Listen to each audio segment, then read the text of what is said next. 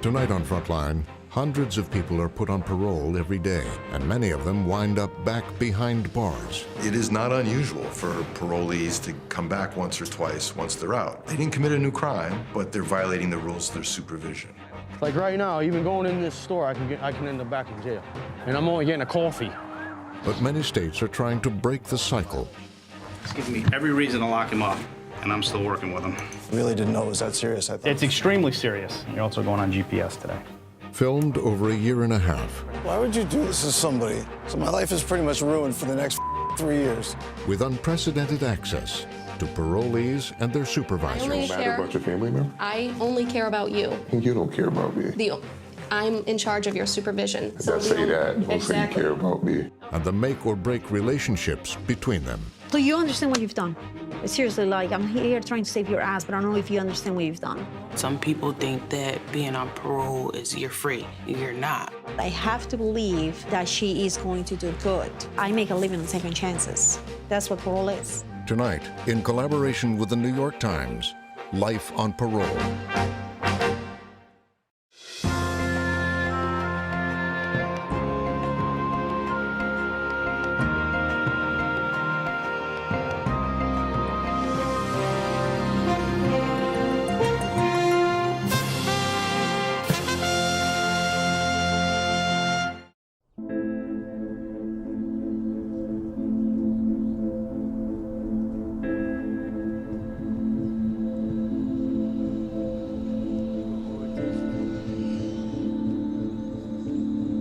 For a year and a half, we followed 4 people in Connecticut as they left prison and were put on parole.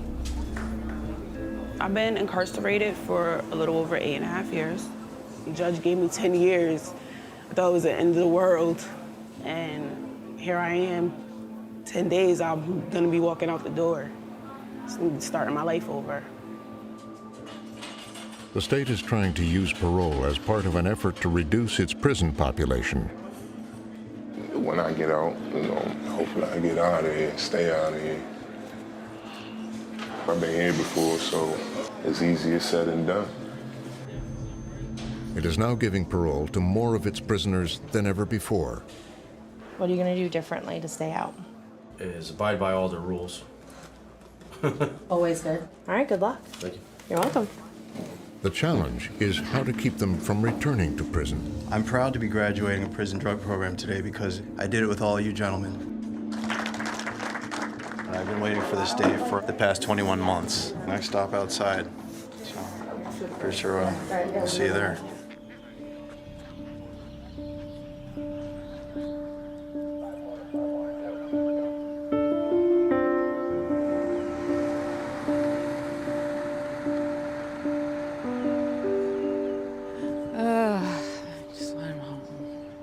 Waiting for this for too long.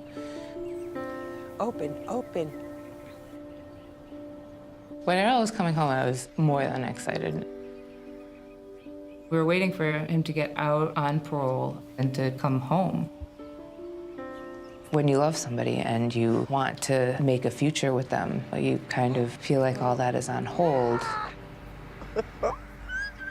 Errol Brantley is being released from prison early after serving 20 months for drug possession and burglary. Hey, oh my God. Hey, bitch, I like that they had a hug. I got a bunch of hugs from everybody. To just be able to put your arms around somebody is a huge thing. I gotta go to parole. Do we know where that is? 100 Sheldon Street, Hartford, Connecticut. I don't even feel like I woke up in prison this morning, you know? I've been coming to prison since 1999 now, and I've been in and out of jail 11 times.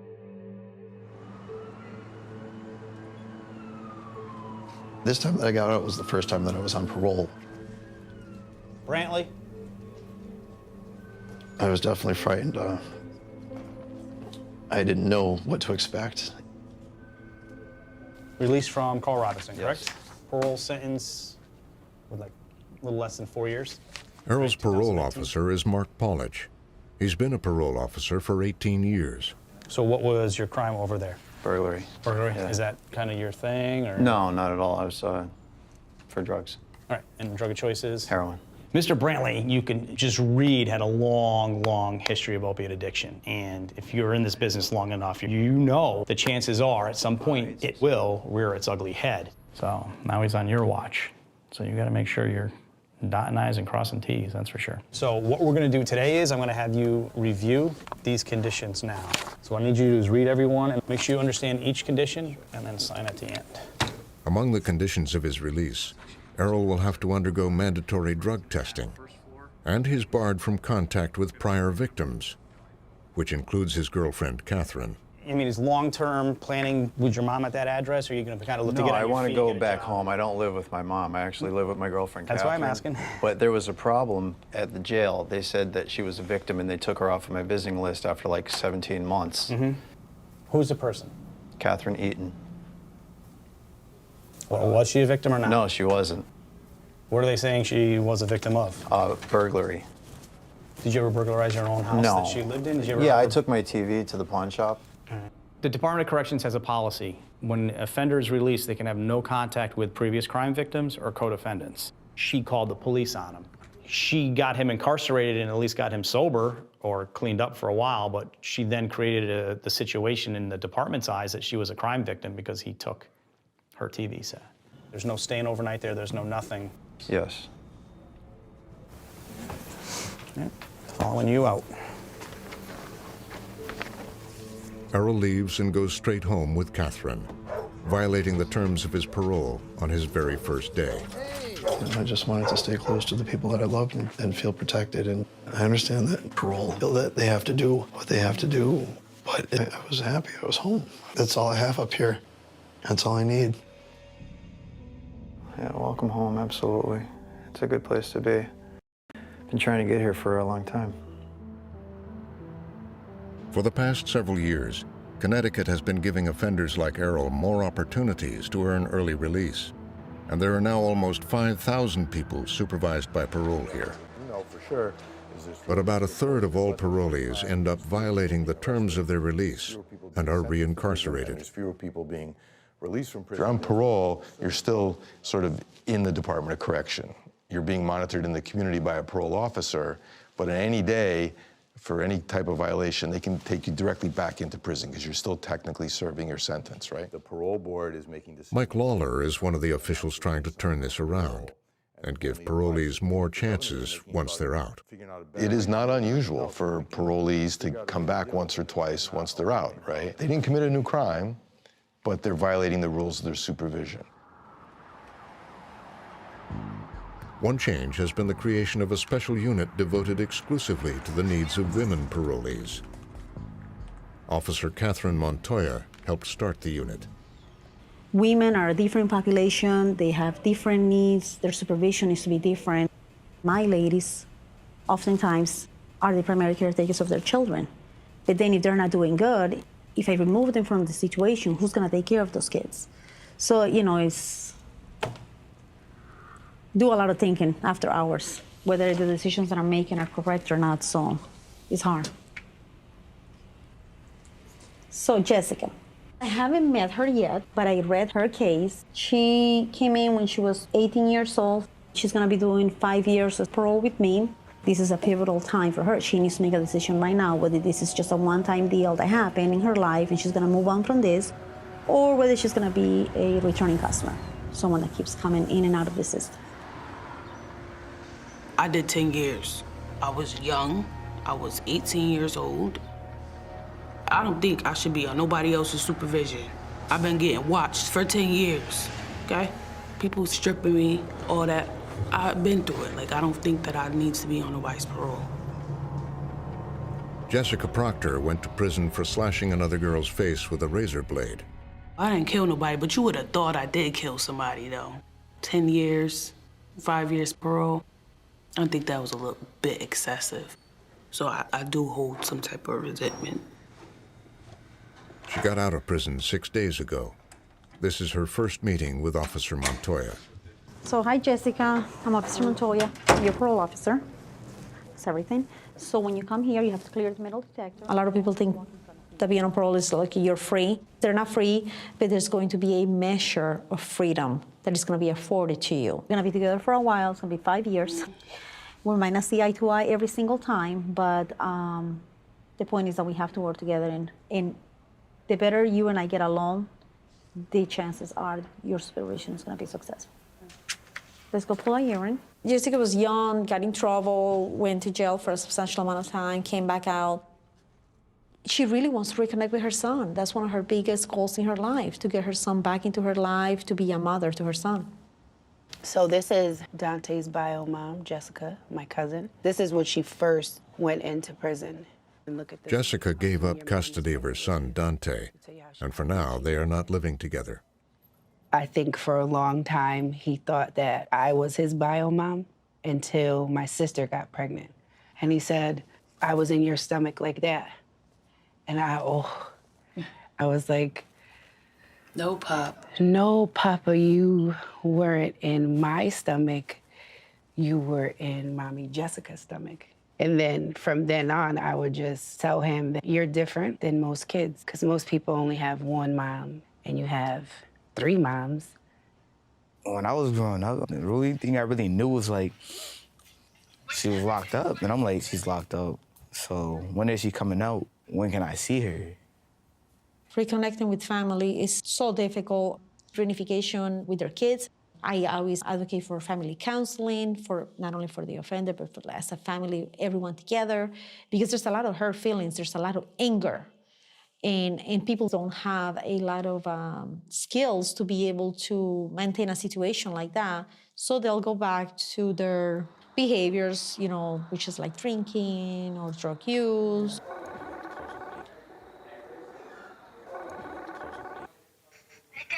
Hi, Peanut. What'd you do today? My math quiz that I have, and I got 100%. Wow.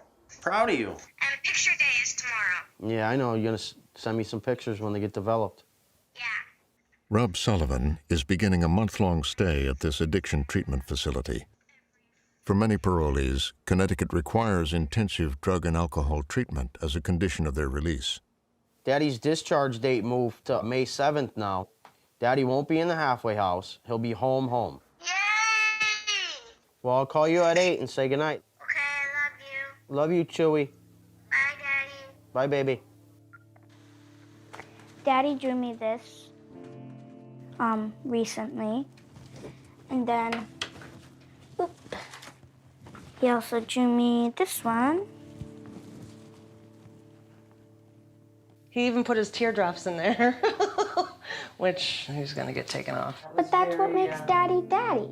Yeah, no. Daddy's Daddy without the stupid teardrops on his face. So what still makes He's Daddy more Daddy? handsome with the teardrops off of his face. She gets used to seeing him, talking to him, and then not. Unfortunately, it's been such a part of her life for her 10 years that she's been here, that it's routine for her, but yet he sees how old she's getting, and he's tired of not being there and breaking her heart. So it'll be like May 6th when he'll be home. It means Daddy's gonna be home sooner than we expected. And for what? For my birthday. What a birthday present that's gonna be, huh? He wasn't there for my 10th, but my 11th is still important. So all my birthdays are important, so he'll actually be here for my 11th. And that's special to me. It's hard, especially on a young kid, young girl that, is going into her teenage life. A lot of children want both parents, Right now I'm trying to make it up to her, and that's by changing. All this is stuff that I bring from jail, my criminal record. It's a mess. I went in 92. I didn't come back in until 1998. And then I didn't get out till 2001. I came back in 2002, got out in 2003, came back in 2005. The list goes on and on and on of how many times I've been in and out of jail. With all these convictions and charges, it's gonna make it almost impossible for me to find a job, and pay child support, which I haven't done in years. I know I'm a scumbag in that aspect. $53,277, $26,156, and $25,935 for a total of over $100,000. Where the hell am I supposed to get $100,000? Win the lotto? I have a real bad drug and alcohol problem, but it's cheaper for me to buy a beer some nights for $2 and get drunk and forget about all my problems. And that's when I end up committing another crime. Sometimes I do it just to go back to jail, because it's easier to live.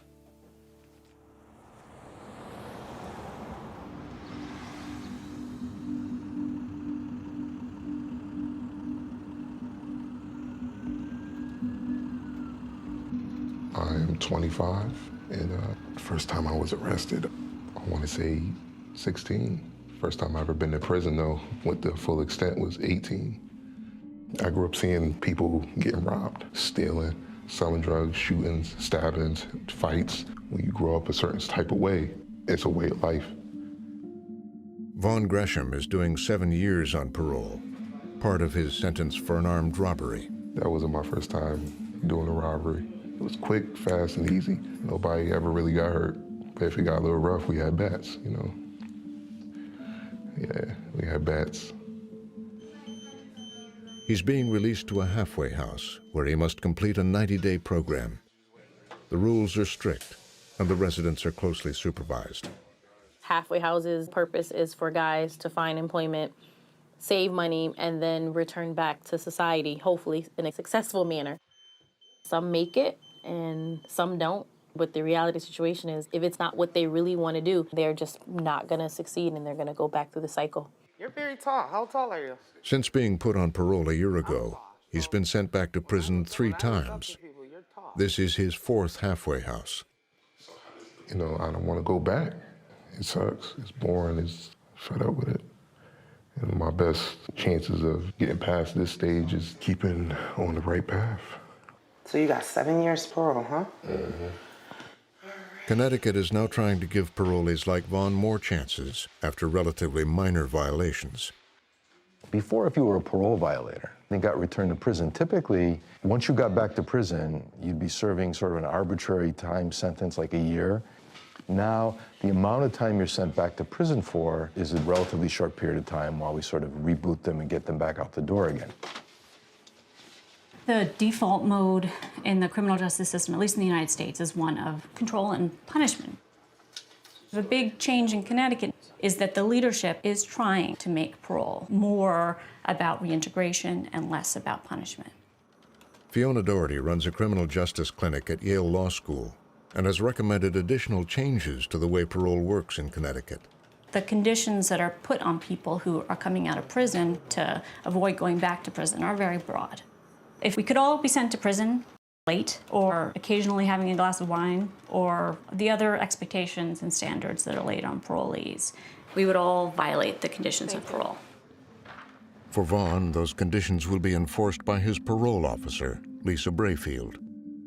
She's been on the job for a year, and her first assignment is supervising over 100 men at 2 halfway houses in Hartford. All right, Gresham. Most of the offenders say, I don't want to be here. I don't know why I'm here. This isn't right for me. I can't be here.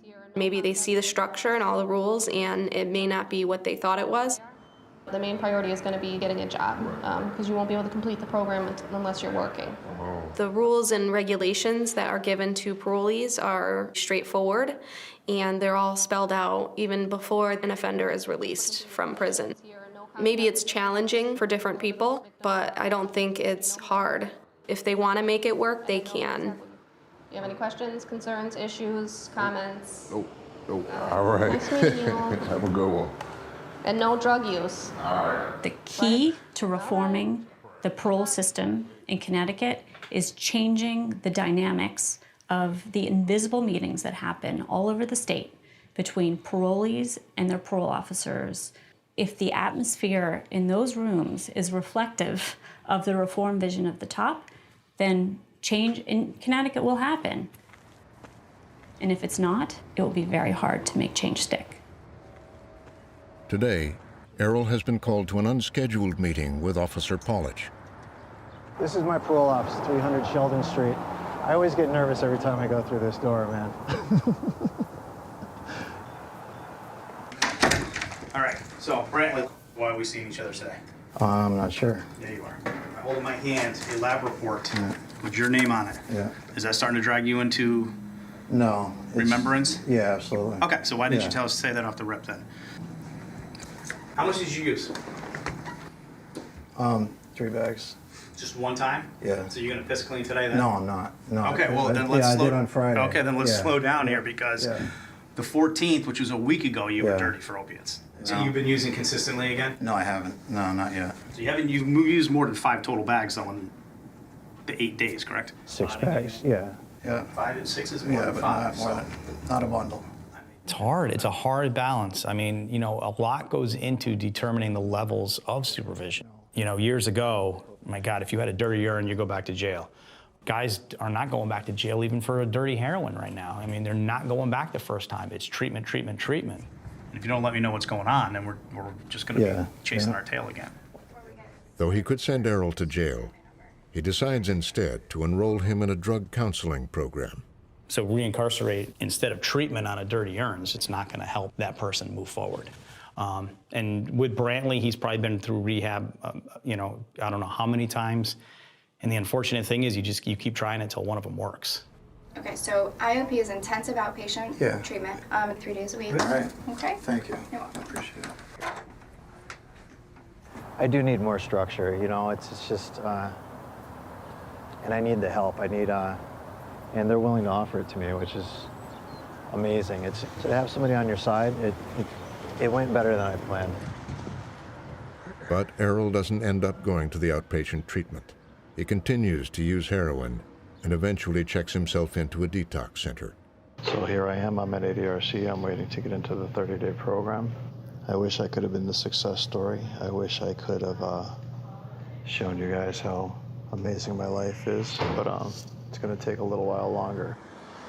He doesn't tell Officer Paulage and misses his next appointment. Another violation of parole. All right, so here's our update on Mr. Brantley. It takes Paulage almost a week to figure out where Errol is. On the 31st, he was due in to report to me, and he didn't show up.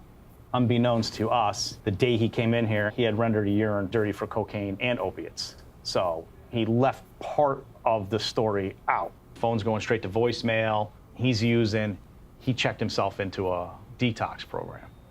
I give the guy credit for going to detox and going into a program, but the way he handled it was completely wrong. And so basically his violations are the dirty urines, not reporting to me that he's no longer living at his residence. He's really hanging by a thread right now, you know. When we think about what we ask parole officers to do, we ask them to be social workers who help reintegrate people into society. They're all supposed to be the police officers. They're supposed to be the people who catch parolees in any rule violation and then reporting it out. The question is, should the person who's the parole officer be focused on helping somebody, or should they be focused on catching them for any rule violation?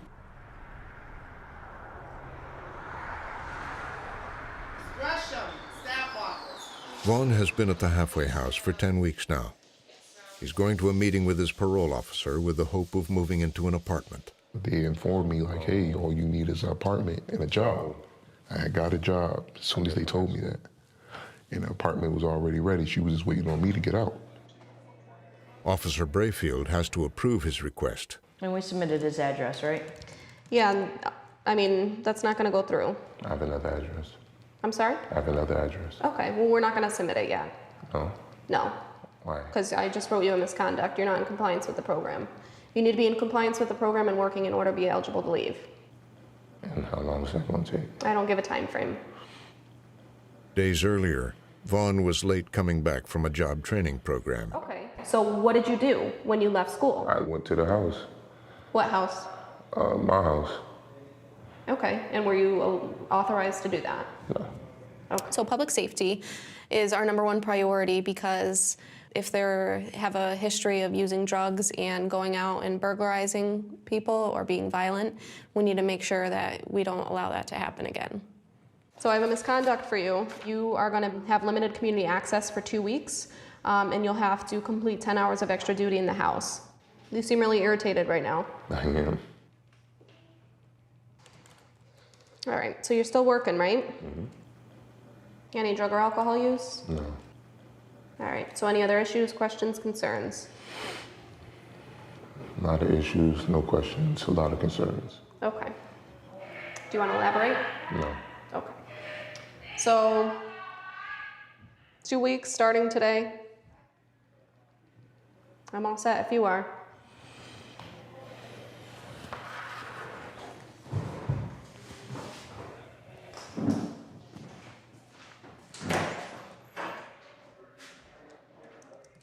I swear to God, yo. This look like, man. What? Man, I got a life to live too. I'm not about to stay in this day all day. What? Go back to work, come back here. Come on, what the is that? That's not even real life.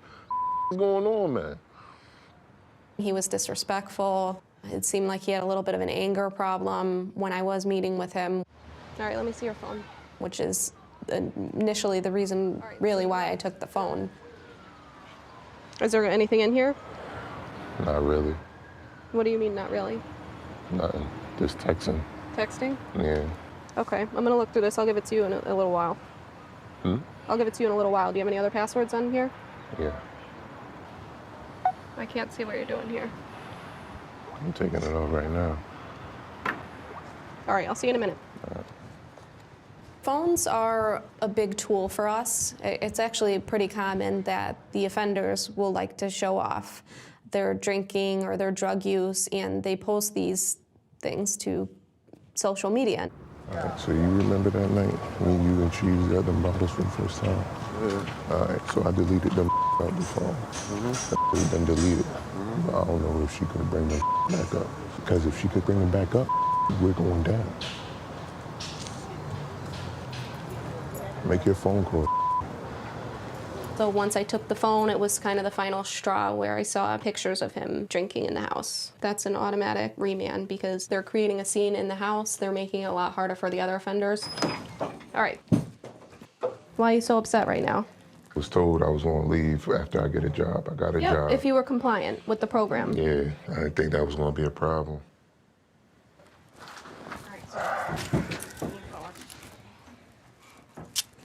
You know, there are so many different ways one can violate a parole condition. If someone's just looking hard enough, they're gonna find something. Widen your stance. Widen your stance. We know predictably from the evidence that the closer the oversight, the more violations you're gonna find. No, believe me, it can get a lot worse. Get in the car. You know, there's going to be failures, there's people who are going to make mistakes, and for some people it's going to be impossible, right? No matter what you say or do, they're not going to get their act together and they're not going to stop committing crimes. Our number one goal is to reduce crime, not just to hold people accountable, but to do something to prevent crime. After all, they call it the Department of Correction for a reason, right? Rob has now finished his treatment program. He's living in a halfway house and gotten a job an hour's walk away. But he's frustrated because the money he earns is controlled by the halfway house. If I work 40 hours, I'm allowed to have $40. You get $1 per hour of what you work to hold on you. I gotta go back, I fill out a budget sheet, show them my check, they copy it. Most of it goes into savings, but I can't touch none of it. Sometimes I feel it's almost not worth it to work. Like my daughter sent me a picture. She wants a pair of sneakers for basketball. And I can't buy them. I told her I can't buy them. I'm not allowed to touch my money. Whenever Rayanne has needed something, if I had the money, she always got it, no matter what it was, and it made me feel good. At that point in time, being on parole, they were dictating to me what I could do with my money that I earned. It was totally embarrassing. Rob also needs approval from the halfway house to go anywhere other than his job. Like right now, even going in this store, I can end up back in jail just for going into a store to get something. And I'm only getting a coffee. Can't do anything without permission. I would have to fill out a pass. If I got caught in the building, that's a stipulation, it's a violation of parole. I could have went back to jail for that. You know, last week I got to the point where I told the director, you know what, I'm better off sometimes in jail. I don't got to deal with all this bull. You know, when I was at the halfway house, I couldn't see Rayanne at all. You know, my daughter, it hurt. You know, it was hard. I went to work, and Kelly actually brought her to my job to see me, you know, for my birthday, and it surprised me. Hey, baby. Don't cry. It's like you have to be secretive. You have to be sneaky. You know, even though you don't want to be, it's like you have to be. I love you. All right, let's drive down the street, okay? As the weeks go by, Rob is increasingly angry. You guys want to know how I feel sometimes? Right now, I'm pissed the off. I gotta please the halfway house so I can go home. I had to go to 7-Eleven, get me a coffee, even though I'm not supposed to, because I really don't give a right now. After 2 months on parole, Rob has had enough. He flees his halfway house and is declared a fugitive. Friday in the halfway house, I went to work. They told me they didn't need me anymore. I got kind of fed up, and I wasn't gonna give them my last check and not be able to buy her Christmas gifts or nothing. So I said, F it, and I ran. So tonight, decided to come get her some sneakers and take her out to dinner, because Thursday I plan on turning myself in. And I told her, Daddy messed up. You know, when you do wrong, you gotta pay up, right? Right? Yeah, You know, it doesn't mean I don't love you. I know. Come on, baby. All right, ready? Yeah. And I won't be around for Christmas again. All right, let's find him. I want the silver ones. You have them? We got them. I kind of got fed up with the rules and having freedom dangled in front of me and then being told what I can do, what I can't do.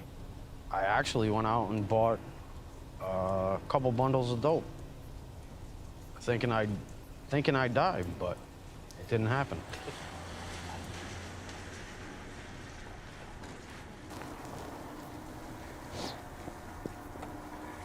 I love you. I love you too. Don't cry.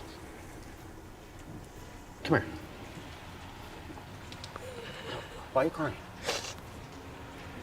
You know you can tell me anything, right? Hey, you can always tell me anything. I know. I will see you soon. I know.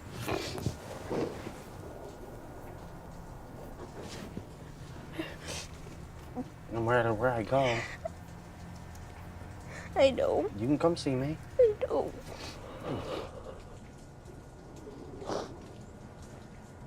I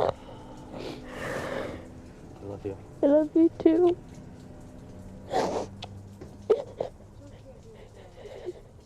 A week later, Rob turned himself in. His parole was revoked. The business of living is very hard, and so when treatment ends and then it's time for them to start to try to get a job, try to do what they need to do, we often see sometimes they get in trouble then because they don't know anything else. Christ, what's in here? All the books for school. Jessica has been taking classes to become a nursing assistant and working on her relationship with her son. But she's just tested positive for marijuana, and Officer Montoya could send her to jail. Do you understand what you've done? Seriously, like, I'm here trying to save your ass, but I don't know if you understand what you've done. No, I do. I understood right after the situation happened. I don't know. I think I was just stressed out and going through it. This could be a small up, or it could be you're descending to madness. And I need to understand if you're just gonna give this chance a try, or are you just gonna like keep up? No, I'm not gonna keep up. Okay. I don't want you to quit school, but if you find school to be too stressful for you, if you need to take a break from school to kind of regroup, do that. I am the one that holds the power to send her back, and I have to believe in her. I have to believe that she is going to do good, because I make a living on second chances. That's what parole is. They have to start over again. It's hard for them. So if I was to lock up everyone that's running into Jessica's situation, I wouldn't have a caseload. I'm going through the same thing with my son. Okay, with your son, it's a whole different animal. My whole incarceration, he's been a second honor student, and now he's messing up. You have to understand, okay, you are the mother, but for the past 10 years, you have not been his mother. So for you to come into the picture and start calling the shots, it might be hard. Sorry, Jessica. Concentrate on the now, concentrate on the future. Okay. Thank you. What is happening with her is pretty common of women that come out. They really put a lot of pressure on themselves. There's always this like pressure to try to make up for lost time. She'll do good. I'm thinking she's gonna do good.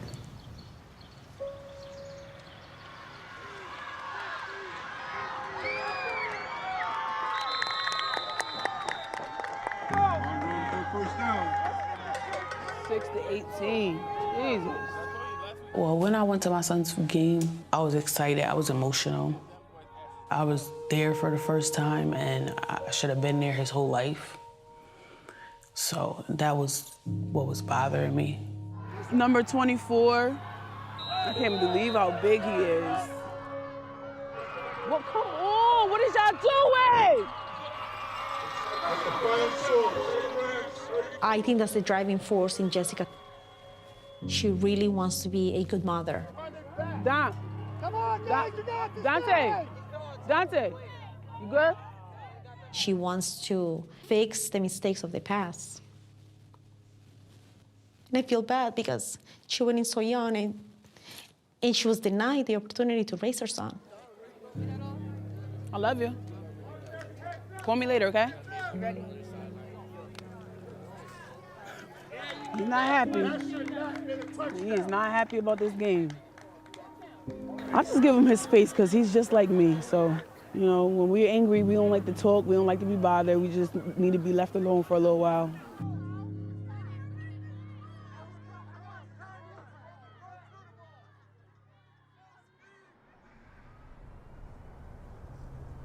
Catherine has just picked up Errol from the drug treatment center he'd checked himself into. And they're heading to the parole office for the first time in over a month. Love you. Want me to come in with you? Yeah, I don't know if you can come in, but we'll try. Come on. We didn't know what was going to happen because he just got out of a detox that was not sanctioned by his parole officer. And I'm there for support. You're here with him? All right, you gotta go out of the building. And what's your name? Just go now. Catherine. Catherine. Last name? Eaton. Eaton? Yes. Thank you.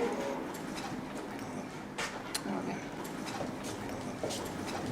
Right, so I'm clear. Is that the person you're trying to get your residence with? Yes. Okay, understand it. Contact with previous crime. I have to take this apart.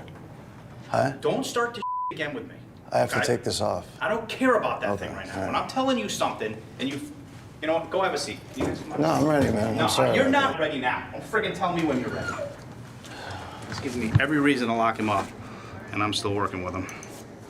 He's not taking any of his supervision seriously. He thinks it's all like a joke, and he gets to control and manipulate what he does and how he does it. So he's gonna get a rude awakening in about 5 minutes. What happened out in the lobby raises my level of concern. What did I do? No contact with previous crime victims. Everybody from your first crime to your current crime is a previous crime victim. You can't see. The state has broken us up. Email. You can't. She's my third-party support network, Officer Pollage. Okay? I got guys that can't see their kids because the kids live with their crime victims. They sure as hell have never walked them up into my lobby. So today you're going to a halfway house. You're due back in the house at a certain time every single night. I just understand that it doesn't bother you that I don't have people in my life that I'm I going to warn love. you one more time. Don't tell me how I think or how I feel. Understood? It's got nothing to do with this. What I'm doing right now is managing somebody with about 4 or 5 misconducts right now that would land them in jail. And then to put the icing on the cake, walk their victim into my office lobby, all right? I really didn't know and put she it was right out there in front of everybody like I get to get supervised differently. I really well, didn't you know, don't get I to didn't get know it was supervised that differently. serious. I'm sorry. I really didn't know it was that serious. I thought it was It's something. extremely serious. Nothing you've done so far, you've taken seriously. You're also going on GPS today. If you charge it every day like I instructed you to for 2 hours, you'll be fine. So you're gonna walk up and down the street until we're trying to get a read on the GPS unit. He put me on the bracelet, and he's putting me in a halfway house, and I can't see you because you're a victim. I'm sorry. It's not our fault. I got, 65 cases and one flaming ass. It's just aggravating. She's a crime victim. There's no contact with previous crime victims. So some guys go straight to jail for that, right off the rip. Never mind all the other nonsense that he's had. Why would you do this to somebody? I got one thing left in the world that I'm close to, and the dude won't let me be there because he's got something to prove. Seriously, I wish he would just violate me. I just wanted to keep talking and go back to jail. So my life is pretty much ruined for the next 3 years. In the past, parole officers felt that their main responsibility was to keep on top of the offender, and if and when they violate the rules of parole or commit new crimes, return them to prison. And that is changing. The goal is to figure out what we need to do to ensure that this person begins moving in the right direction. This is my new room.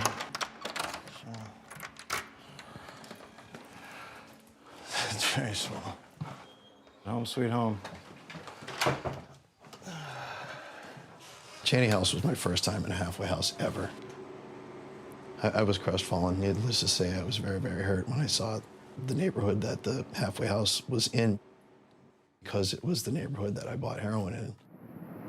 So this is the neighborhood they put a recovering heroin addict in. Here are some heroin baggies that litter the streets here. This is one of many heroin locations in this end of town. And it's not that I'm tempted, but it would make it a lot easier for me to violate my parole and get this whole thing over with. Because right now, going back to jail and finishing my time seems a lot easier than the prospect of jumping through hoops for people that don't want me to be happy. Putting him in the halfway house, he is gonna always see as punitive. I don't care if he was happy or not, or thought it was punitive or not. It was an opportunity. All right, any questions for us? No, not yet. Like I said, I'm like the program director. Structure, supervision, money management, assistance for whatever they need is kind of all right there. Having that structure and supervision right in his face every day. So some guys respond to it. They're never gonna admit it, but some respond to it. So at least it's not jail. 7 weeks into his stay, another parolee overdoses on heroin inside the halfway house. Well, I just got home from work and parole was here, and this is what I come home to. Because of the overdose and the death here today, parole came here and trashed my stuff.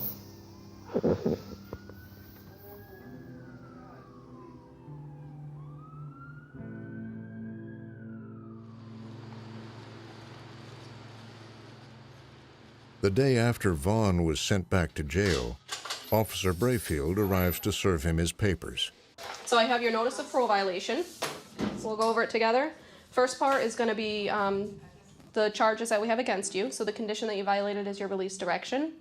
On 9/7/16, your phone was searched, which produced a number of pictures of you consuming alcohol in the Watkinson House program. Based on your actions, you're in violation of your parole condition, and your continued supervision in the community is no longer compatible with welfare of society. Okay? Unfortunately, Vaughn is not a unique case to me supervising offenders in halfway houses.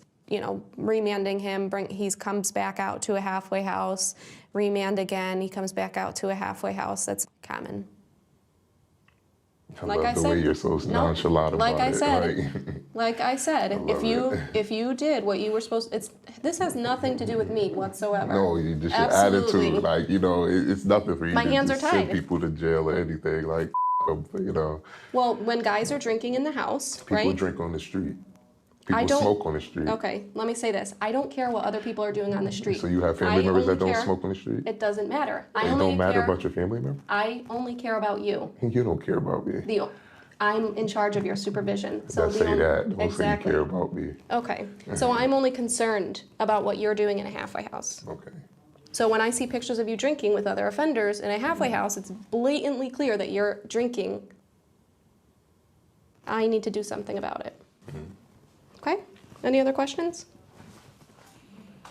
Concerns, comments?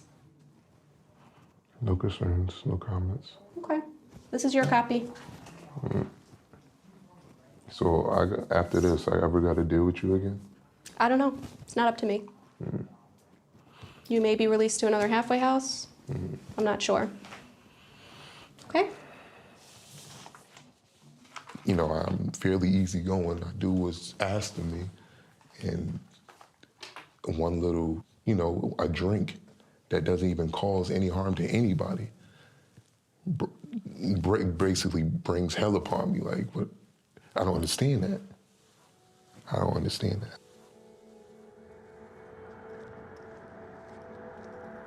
After 6 months on parole, Jessica is close to finishing her nursing assistant program.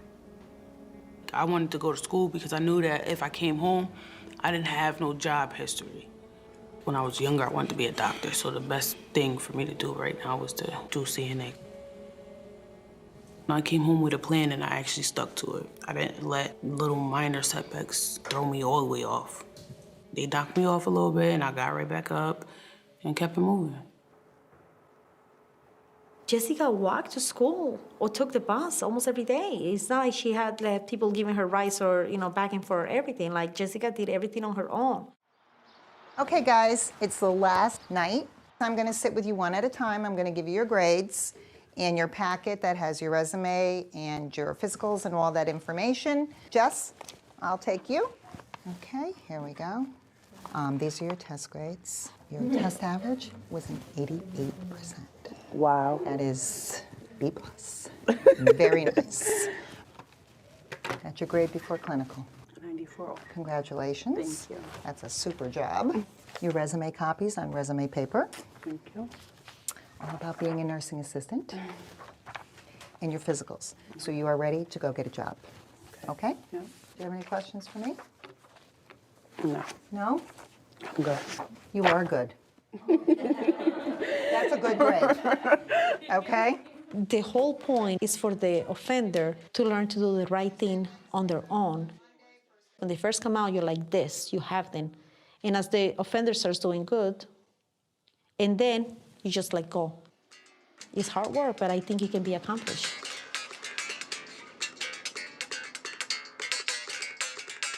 Errol spent 3 months at the halfway house. I love this place too. He stayed sober, found a new job, and got an apartment of his own. This became my place from my friend Tammy, and she said she had a basement for rent. She only wanted $100 a week, but she would do me a favor. She sponsored me and helped me to get out of Cheney House. But it's got plenty of space, And like I said, I have the biggest room in the entire house, which is nice. And it's private, I can come and go as I want through the back door. I am headed to my first day of work at Ruby Tuesdays as a manager / kitchen. I'm not even sure. They want me to become a manager. He's got a skill set. He's a smart guy, so there's hope. You just could never say, wow, look at this case. This guy's got no hope. Put him in your no hope pile. It would be very hard to do this job 40 hours a week, month to month, year to year, decade to decade, if you just really had like a no hope pile. I don't have a no hope pile.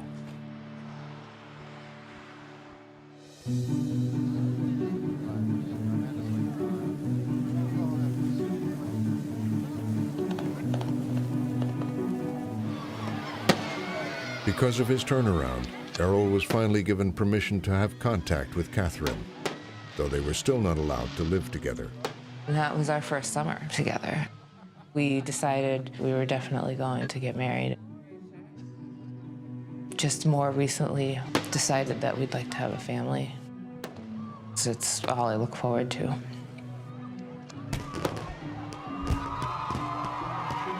After nearly a year on parole, Jessica Proctor is graduating and spending more time with her son. Jessica Proctor. Some kids don't never get to see their mom come out, do so well, finish school, and walk across the stage, get their diploma. Pretty much love her. I love her to death. I'd do anything for her. He was proud to see me come home and not go back, that I was actually making a difference in my life and going somewhere. So that meant a lot to me. Rob Sullivan finished his prison sentence. Today I'm free. I didn't have parole to look after me anymore. Only I look after myself. It's like a sense of relief. Here she comes. Yeah, I love you. I missed you. I love you too, and I missed you too. He's coming home just in time for his daughter's 11th birthday. Hi. I don't want to go that high.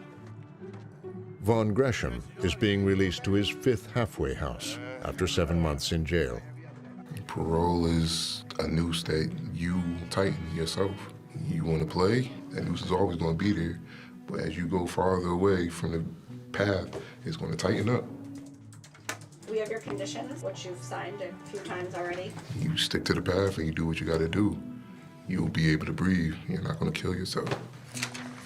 And these ones also? Yep. He has a new parole officer. Come on, Gresham, you should know this. And 5 years of parole still ahead of him.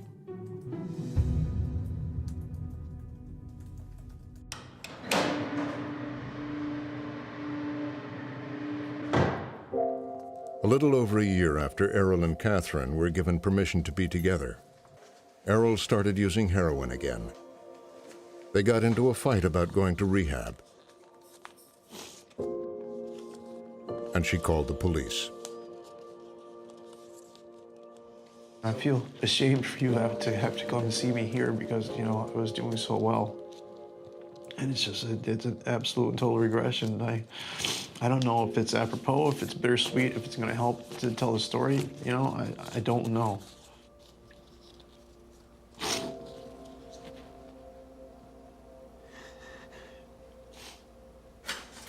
He's been charged with violating the conditions of his release. And now Connecticut must decide whether to keep Errol behind bars or give him another chance at life on parole.